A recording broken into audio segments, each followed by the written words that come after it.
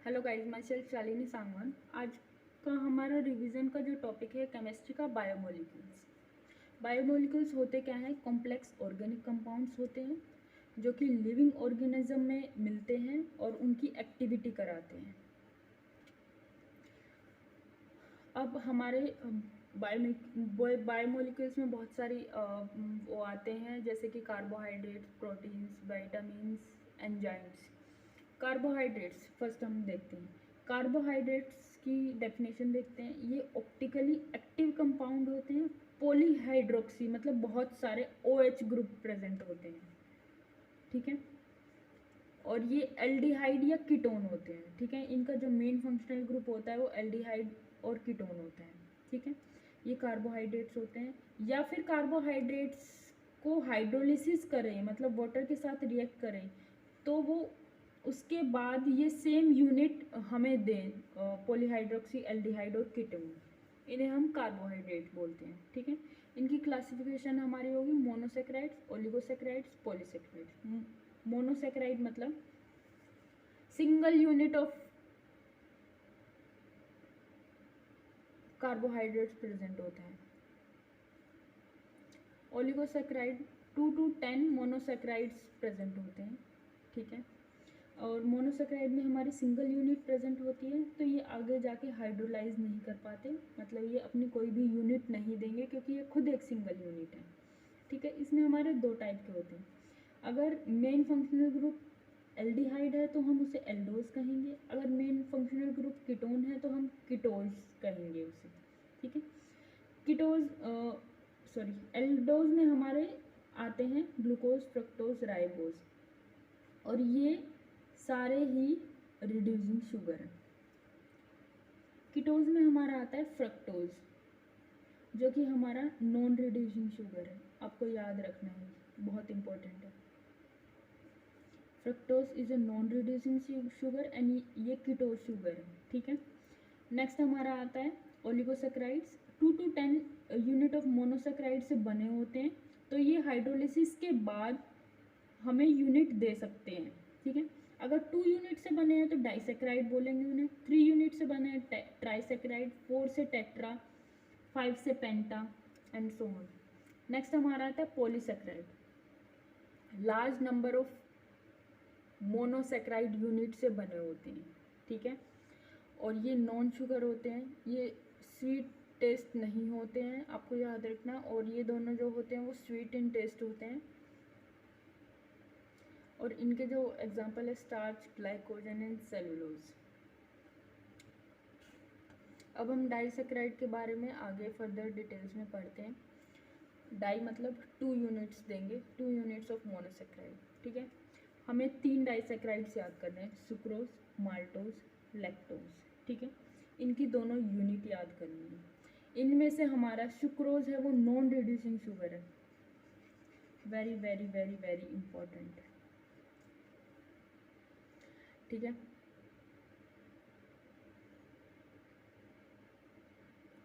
इसकी जो यूनिट है वो है alpha D glucose and beta D fructose, ठीक है।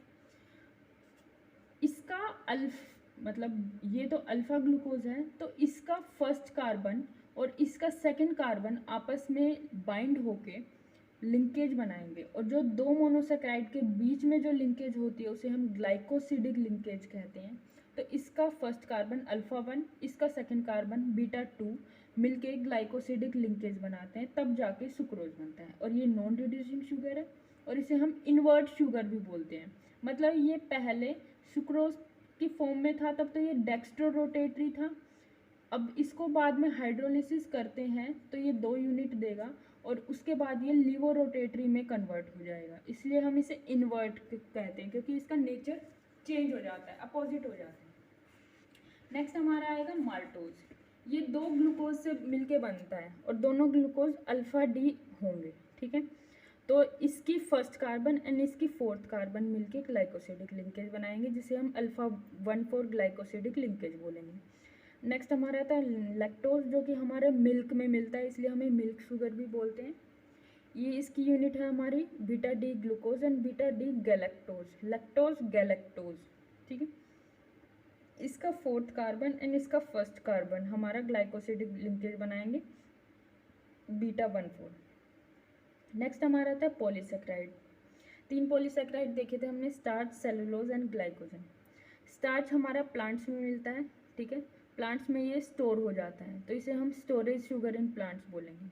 और ये हमारा किससे इसके जो मोनोमर्स है वो होगा अल्फा ग्लूकोज, बहुत सारे अल्फा ग्लूकोज मिलके बनाएंगे। स्टार्च की 2 यूनिट होती हैं, amylose and pectin sorry. Amylose जो हमारी होती है वो कंपोजिशन में कम होती है, उसका परसेंटेज कम होता है, 15 to 20% होता है स्टार्च में, और इसका 80 to 85% होता है। ये कम होती है इसलिए ये सोल्यूबल होती है, ये इसका रीज़न नहीं है, ये याद करने के लिए बता रही हूँ मैं। ये सोल्यूबल होती है वाटर में, ये इनसोल्यूबल होती है। ये कम है इसलिए ये अनब्रांच है, इसमें कोई भी ब्रांचिंग नहीं है, और इसमें ब्रांच है, ठीक है।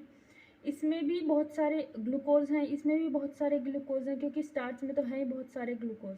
तो ग्लूकोज में कौन सा ग्लाइकोसिडिक लिंकेज बनेगा, तो अमाइलोज में हमारा 1,4 लिंकेज बनेगा, अल्फा 1,4, ठीक है, अल्फा 1,4 ग्लाइकोसिडिक लिंकेज। इसमें हमने बताया था कि ब्रांचिंग हो रही है, तो जो नॉर्मल जो चेन बन रही है उनके बीच में तो अल्फा 1,4 ग्लाइकोसिडिक लिंकेज बन रहा है, लेकिन अगर मान लो ये ब्रांचिंग हो रही है यहाँ से, तो यहाँ पे ब्रांचिंग पॉइंट पे हमारा अल्फा 1,6 ग्लाइकोसिडिक लिंकेज बनेगा। ये बहुत इंपॉर्टेंट क्वेश्चन है, इन दोनों की लिंकेज का डिफरेंस, इसमें कौन सी लिंकेज है, इसमें कौन सी लिंकेज है, ठीक है। नेक्स्ट हमारा आता है सेलुलोज। ये हमारा मोस्ट अबेंडेंट ऑर्गेनिक सब्सटेंस है प्लांट किंगडम में, ठीक है, क्योंकि ये आपने देखा होगा कि ये प्लांट की सेल वॉल में भी मिलता है। और इसमें स्ट्रेट चेन होती है, किसकी चेन होती है, किससे बना होता है, बीटा डी ग्लूकोज से, ठीक है। और स्ट्रेट चेन होती है तो हमारा उसमें जो लिंकेज होगा वो β14 होगा। नेक्स्ट आता है हमारा ग्लाइकोजन। ये एनिमल में मिलता है, ठीक है, ये स्टोरेज शुगर इन एनिमल होता है।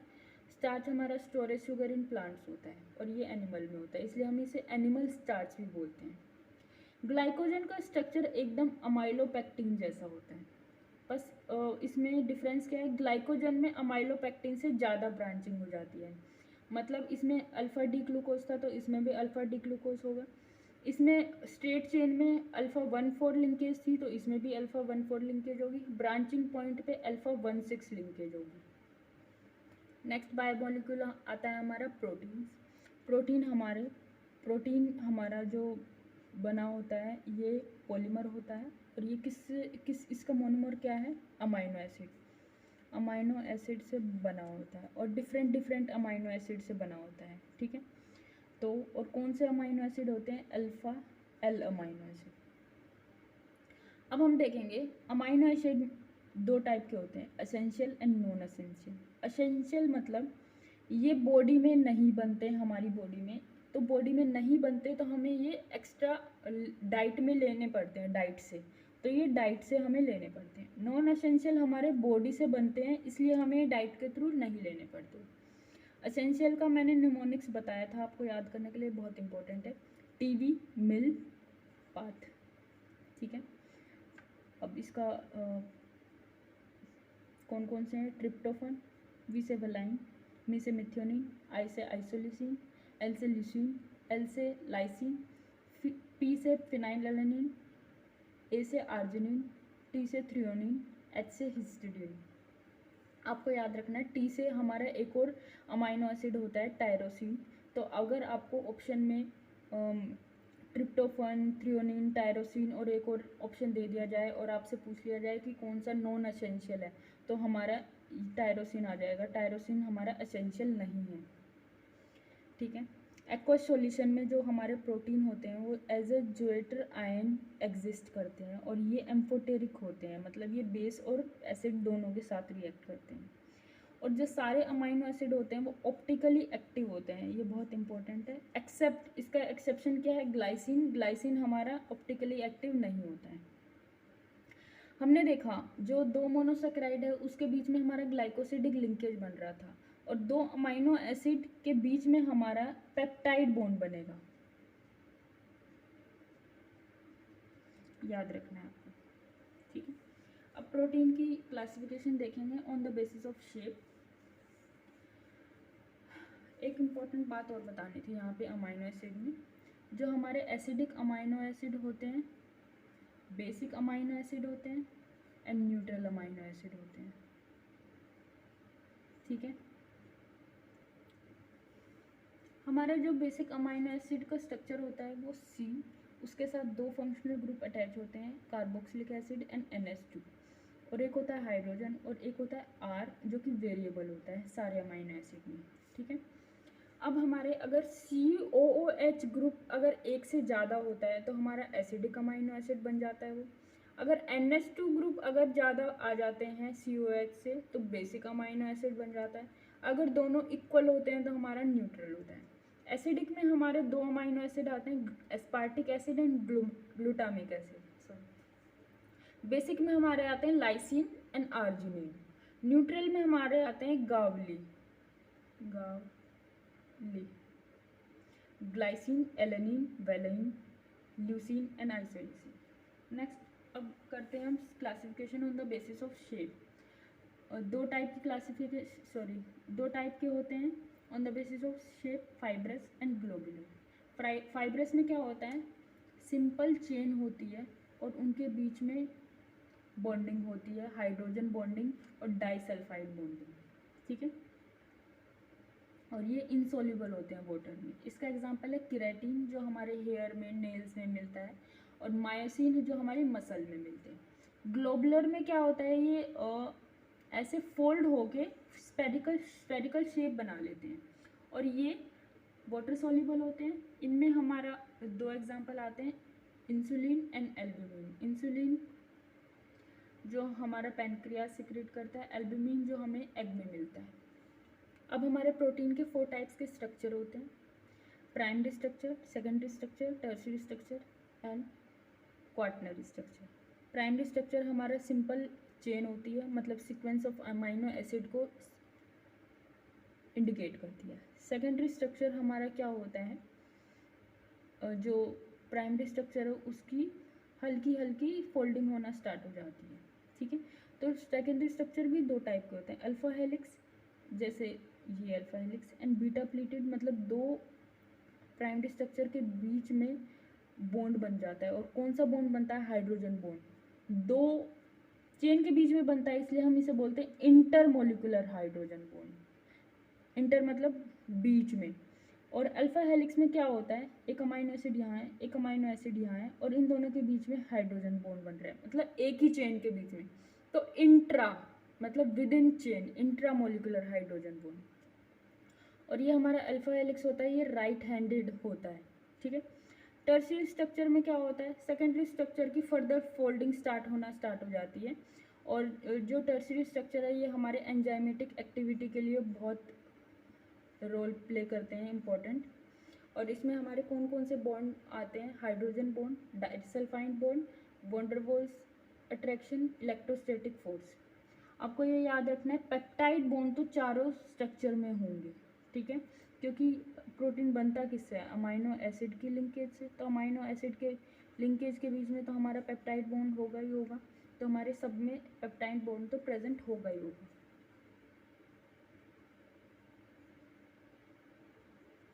नेक्स्ट हमारा आता है क्वाaternary स्ट्रक्चर, जो पॉलीपेप्टाइड चेन्स, दो या दो से ज़्यादा पॉलीपेप्टाइड चेन्स जब आपस में लिंक हो जाती हैं तो हमारी क्वाaternary स्ट्रक्चर बनते हैं। और इसका हमारा एग्जांपल है हीमोग्लोबिन जो हमारा ब्लड में मिलता है। डीनेचुरेशन ऑफ प्रोटीन क्या होता है, अगर प्रोटीन को हम हाई टेम्परेचर दे देते हैं, मतलब हीट कर देते हैं या उसकी pH चेंज कर देते हैं, तो उसका स्ट्रक्चर डिस्टर्ब हो जाता है और उसकी जो बायोलॉजिकल एक्टिविटी हमारे बॉडी में जो वो एक्टिविटी कर रहा है नेचुरली, वो उसकी लॉस हो जाती है। ठीक है, आपको ये याद रखना है, डीनेचुरेशन की वजह से secondary, tertiary and quaternary structure ही डिस्ट्रॉय होगा, प्राइमरी स्ट्रक्चर वैसे का वैसा ही रहेगा। ठीक है, डीनेचुरेशन ऑफ प्रोटीन का एग्जांपल हमारा है एल्ब्यूमिन को, मतलब एग हीटिंग को, मतलब हीटिंग ऑफ एग, जिसमें हमारा एल्ब्यूमिन का कोएगुलेशन होना स्टार्ट हो जाएगा। नेक्स्ट हमारा आता है वाइटामिन्स। वाइटामिन्स हमारे ऑर्गेनिक कंपाउंड्स है जो हमारी बॉडी में बॉडी को बहुत कम अमाउंट में चाहिए होते हैं, ठीक है। ये दो टाइप के होते हैं, fat soluble and water soluble. Fat soluble मतलब ADEK, vitamin A, vitamin D, vitamin E, vitamin K, and ये होते हैं विटामिन बी एंड सी, ठीक है। फैट सोल्यूबल मतलब ये फैट में सोल्यूबल होते हैं, फैट और ऑयल में, तो ये जाके लीवर और एडिपोज टिश्यू में स्टोर हो जाते हैं, ठीक है। और वाटर सोल्यूबल क्या होते हैं, ये वाटर सोल्यूबल है तो यूरिन के थ्रू एक्सक्रीट आउट होते जाते हैं टाइम टू टाइम, इसलिए हमें ये बार बार रेगुलरली डाइट में लेने पड़ते हैं, ठीक है। और लेकिन ये स्टोर होते हैं। हम इनकी डेफिशिएंसी डिसीज़ देखेंगे, बहुत इंपॉर्टेंट है इनकी सबकी डिसीज़। विटामिन ए की डेफिशिएंसी से हमारा जीरोप्थेल्मिया या नाइट ब्लाइंडनेस हो जाएगी, ठीक है। डी की वजह से रिकेट्स या ओस्टियोमलेशिया। ई की वजह से वीकनेस या स्टेरिलिटी आ जाती है। और के की डेफिशिएंसी होगी तो हमारा क्लोटिंग टाइम है वो इंक्रीज़ हो जाता है, मतलब हमारा जो ब्लड लॉस होने के बाद जब ब्लीडिंग होती है उसके बाद हमारा जो क्लोट बनता है तो वो बहुत देरी से बनेगा। B1 की डेफिशिएंसी की वजह से बेरी होगा। B1 विटामिन B1 का जो दूसरा नाम है उसे हम थायमीन बोलते हैं। विटामिन B2 की वजह से हमारा cheilosis, vitamin B6 conversion, vitamin B12 सबको पता है परनीशियस, एंड विटामिन C की वजह से स्कर्वी हो जाता है या गम्स, मतलब टीथ में ब्लीडिंग आने लग जाती है, ठीक है। अब नेक्स्ट हमारा आता है न्यूक्लिक एसिड। न्यूक्लिक एसिड में हमारा होता है नाइट्रोजन बेसिस, ठीक है। नाइट्रोजन बेसिस हमारे होते हैं प्यूरिन एंड पायरिमिडीन। प्यूरिन में हमारे दो आते हैं AG, अमन गहलोत, AG, ठीक है। और पायरिमिडीन में हमारे बचे हुए तीनों आते हैं साइटोसिन, थायमीन, यूरेसिल। आपको ये याद रखना है, ये थायमीन और विटामिन B1 वाला थायमीन की स्पेलिंग में बहुत डिफरेंस है, ठीक है। पायरिमिडीन में थायमीन जो प्रेजेंट होता है वो DNA में होता है और यूरेसिल हमारा RNA में होता है, मतलब यूरेसिल हमारा DNA में प्रेजेंट नहीं होगा। शुगर हमारी दो टाइप की होती है इसमें, राइबोज होती है RNA में, डीऑक्सीराइबोज होती है DNA में, ठीक है। नाइट्रोजन बेसिस और शुगर जब आपस में लिंक होते हैं तो हमारा बनाते हैं न्यूक्लियोसाइड, और ये दोनों आगे जाके फॉस्फेट ग्रुप के साथ लिंक होते हैं तो हमारा बनता है न्यूक्लियोटाइड, और दो न्यूक्लियोटाइड के बीच में फॉस्फोडाइएस्टर बॉन्ड होता है, ठीक है। और बहुत सारे न्यूक्लियोटाइड बन के हमारा न्यूक्लिक एसिड बनाते हैं जो कि DNA भी हो सकता है, RNA भी हो सकता है। अब जो हमारा बेसिस है एडेनिन और थायमीन के बीच में 2 हाइड्रोजन बॉन्ड बनते हैं, और ग्वानिन और साइटोसिन के बीच में 3 हाइड्रोजन बॉन्ड बनते हैं, आपको ये याद रखना है, ठीक है। हमारा DNA होता है वो डबल स्ट्रैंडेड होता है, ठीक है। और RNA हमारा सिंगल स्ट्रैंडेड होता है। RNA हमारे 3 टाइप के होते हैं, mRNA, rRNA, tRNA, जिसके आगे जाके फर्दर इंडिविजुअल फंक्शंस होते हैं इनके, ठीक है।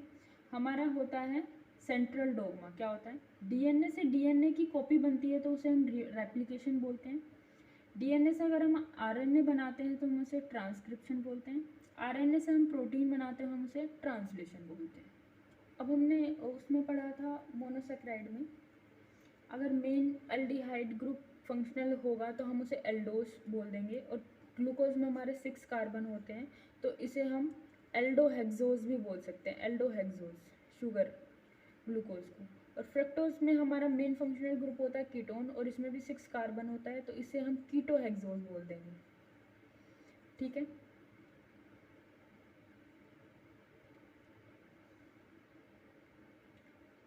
और जो राइबोज और डीऑक्सीराइबोज, राइबोज हमारी RNA में हमने पढ़ी थी, डीऑक्सीराइबोज DNA में, इन दोनों शुगर में हमारे 5 कार्बन होते हैं, ठीक है, पेंटोज बोल देंगे जिसको, ठीक है। नेक्स्ट हमारा आता है एंजाइम्स। एंजाइम्स क्या होगा, सबस्ट्रेट, उसके बाद बनेगा प्रोडक्ट। एंजाइम हमारा रोल प्ले करेगा, ये कभी भी रिएक्शन में पार्टिसिपेट नहीं करेगा, एक तो ये आपको याद रखना है। इसका काम क्या होता है, इस रिएक्शन को जल्दी से जल्दी करवाना, ठीक है। और कैसे कराएगा वो, एक्टिवेशन एनर्जी को कम कर देता है। एक्टिवेशन एनर्जी को कम कर देता है और ये कभी भी पार्टिसिपेट नहीं करता केमिकल रिएक्शन में, याद रखना है आपको, ठीक है। और सारे जो एंजाइम्स होते हैं वो हमारे प्रोटीन्स होते हैं। एक एक्सेप्शन है, एक्सेप्ट राइबोजाइम, ये हमारा आरएनए होता है, ठीक है। ये हमारी बायोलॉजिकल एक्टिविटी, हमारे जो बॉडी में जो रिएक्शंस होती हैं उनको करवाता है और इसे हम बायोकैटलिस्ट भी बोल देते हैं जिस वजह से। अब नेक्स्ट हमारा आते हैं PYQ बायोमोलिक्यूल्स के। Incorrect statement regarding enzymes, enzymes are biocatalyst, incorrect बताना है तो बायोकैटलिस्ट होते हैं। Like chemical catalyst, enzyme reduce activation energy of bio process, एकदम सही है। एंजाइम्स आर पॉलीसेक्राइड्स, नहीं मैंने बताया था एंजाइम सारे प्रोटीन्स होते हैं, एक्सेप्शन होता है एक राइबोजाइम जो कि RNA से बना होता है, तो हमारा इनकरेक्ट स्टेटमेंट ये हो गया, ठीक है। Enzyme are very specific for particular reaction and substrate, हाँ ये एकदम सही है। कोई भी एक रिएक्शन होगी, एंजाइम सिर्फ किसी भी एक रिएक्शन को चूज़ करता है और किसी भी एक सबस्ट्रेट को चूज़ करता है और आगे अपनी एक्टिविटी बताता है, करता है। ये हमारा केमिस्ट्री इन एवरीडे लाइफ का क्वेश्चन है, ये हम नेक्स्ट चैप्टर में देखेंगे। Deficiency of which vitamin causes osteomalacia, ये हमने अभी पढ़ा था, vitamin D। Which statement is not true about glucose, not true मतलब गलत। इट इज़ एल्डोहेक्सोज, एकदम सही है। इट कंटेन्स 5 हाइड्रोक्साइल ग्रुप, ये भी एकदम सही है। इट इज़ रिड्यूसिंग शुगर, ये भी एकदम सही है। इट इज़ एल्डोपेंटोज, नहीं इसमें 6 कार्बन होते हैं और यहाँ ये पेंटोज मतलब 5 कार्बन, तो ये हमारा इनकरेक्ट हो गया। नेक्स्ट हमारा आता है which of the following is basic amino acid. Basic amino acid मैंने 2 बताए थे, arginine and histidine, sorry lysine, तो हमारा इसमें option C lysine. Non essential amino acid, तो इसमें हमारा आ जाएगा ल्यूसीन, हमारा मैंने बताया था TV मिल पाथ, आपको ये याद रखना है। तो इससे हमारा जो ऑप्शन आ जाएगा वो होगा एलेनिन। ए से हमारा आर्जिनिन होता है ना कि एलेनिन। तो गाइज़ ये आज का हमारा बायोमोलिक्यूल्स का रिवीजन है। अगर आपको हमारी वीडियो हेल्पफुल लगे तो प्लीज़ लाइक करें, शेयर करें, सब्सक्राइब करें। Thank you so much.